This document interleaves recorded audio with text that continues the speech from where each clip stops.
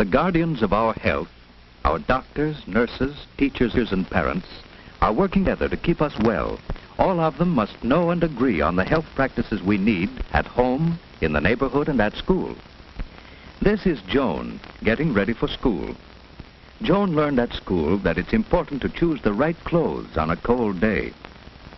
The temperature is 40, too cold for just a coat. She will need her snowsuit if she wishes to keep well for the Dutch festival. And this is Jim, Joan's brother. They choose wraps to keep all of their body warm.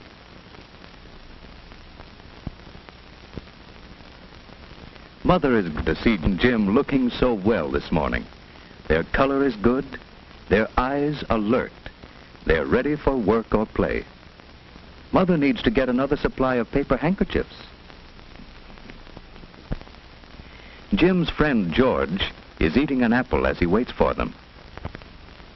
That is a wise no thank you, Joan. Never share another's food. George has forgotten something that helps keep him clean. It's lucky for George that Joan has an extra tissue to lend him. Some children learn to jump or go around puddles, but George wades right into trouble because he forgot his galoshes.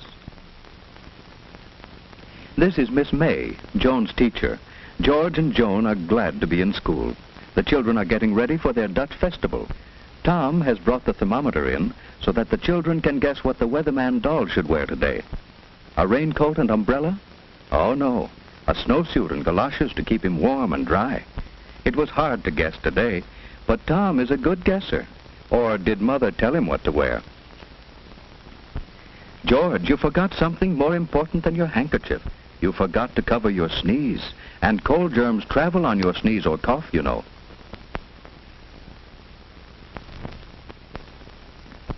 Why, cold germs can fly farther than Miss May can blow the feather. Cold germs can fly 8 feet to another child's nose, hand, or food. People who put fingers into their mouths make it easy for cold germs to come to them. No, not that way, George. Blow your nose gently, without pressing the opening of the nostrils closed. That's better. Oh, and your feet are wet. It's easy to catch cold when your body is chilly. You'd better go and see the school nurse. She'll help you. The nurse is examining Mary after her cold. 4 days at home with a cold keeps others from catching it and protects you from serious infections that follow colds. Now, George, who sent you in here? Miss May thought I might be catching a cold. Well, what do you think? I'm hot and chilly. Well, did you sleep pretty well last night, and did you feel like getting up this morning? Did your breakfast taste good? I hardly had time to have my breakfast.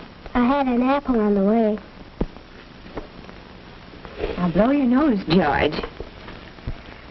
Oh, not so hard, gently. No pressure on the opening. Now let's look at your throat. Open wide. All right, now you sit down, and I'll take her. You moisten your lips and hold this under your tongue.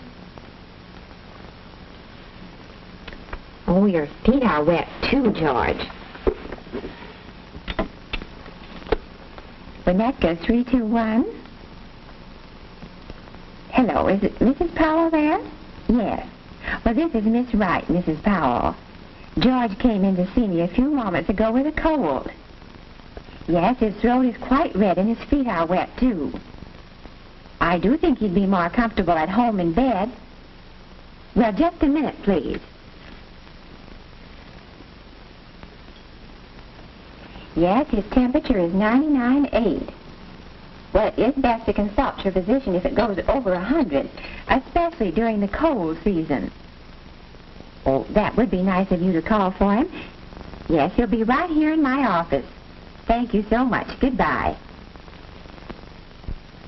Joan's mother visits school to plan a health program. Joan must learn to take responsibility for keeping herself well. This weather chart keeps Joan alert to weather changes as she marks snowy or rainy days. Dressing this weather doll for outdoor weather helps Joan know what to wear herself. It will be better for Mother when Joan chooses wraps to suit the temperature, instead of arguing about what friends wear. Mother and teacher check Joan's health habits. They plan better health practices for home and school. At school, Joan's committee keeps the washroom attractive with soap sponges, brushes, and signs. Others keep the closets neat with boxes for rubbers and hangers for clothes. Another records the temperature and tells us when we need heat or fresh air. One group keeps large drawing pencils scrubbed ready for use. Those are jobs Joan and Jim could be learning to do at home, too. On Saturdays, they love to help us plan what we're going to do. I'm so glad to get this health record sheet. Your check on Joan's habits at school will help me plan a corrective health program at home. I'm going to find out what kind of health practices we use, and I must check on our equipment to see if we have the materials to carry on the school practices. Thank you for some grand ideas, Miss May.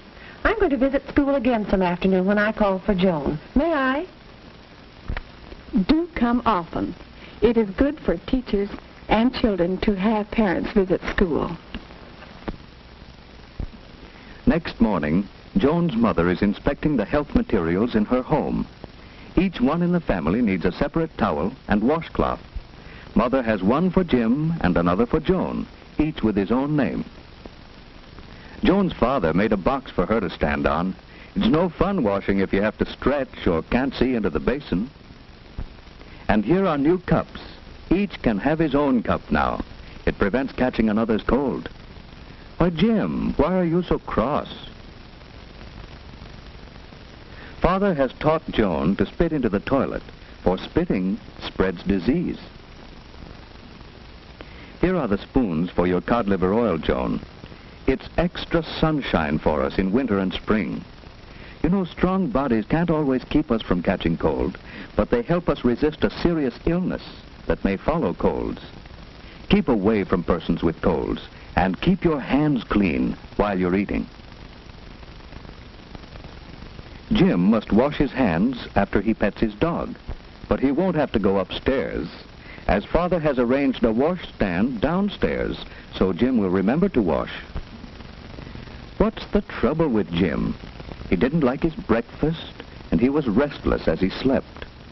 He's cross and tired this morning. His throat isn't very red, but his eyes look queer. He'd better stay home today so that Mother can watch him and keep him warm. Joan's mother can't go to the kermis now, so Joan must take the paper bags for the party. Colds are easy to catch during the first 24 hours. Mother must see that Jim covers his coughs and stays away from others. She must sterilize his dishes by boiling them thoroughly in water. Joan's room at school is a busy place, and Joan wants to help get ready for the kermis. But first, she must wash her hands. We must always wash hands clean before handling food. So, Joan takes off her coat, uses plenty of soap and a good lather. She rinses her hands well and dries them thoroughly with a paper towel. In another room, the kindergarten children are getting ready for the kermis. It's best to go to the toilet and wash hands first. Now Joan has her wraps off, her hands are clean, and she's ready to pack the bags for the kermis. The kermis has started. George's friends are selling the flowers they raised. They learn that flowers, like children, need plenty of sunshine, water, good food, and moderate temperature to make them grow. Joan's friends are selling cheese, and they are careful to keep the food clean. Everyone is having a good time, while poor George stays in bed. His careless habits have made Jim miss the kermis too, and Jim is restless in bed. Now he knows it pays to avoid people with colds. But Jim's friends are enjoying the kermis. They learn that Dutch people are clean. Hollanders leave their wooden shoes on their doorstep so that their floors are spotless. The Dutch drink milk and raise their own vegetables and flowers. They keep well. You have seen these children learning to take care of themselves. Now, do you know why George and Jim missed the kermis?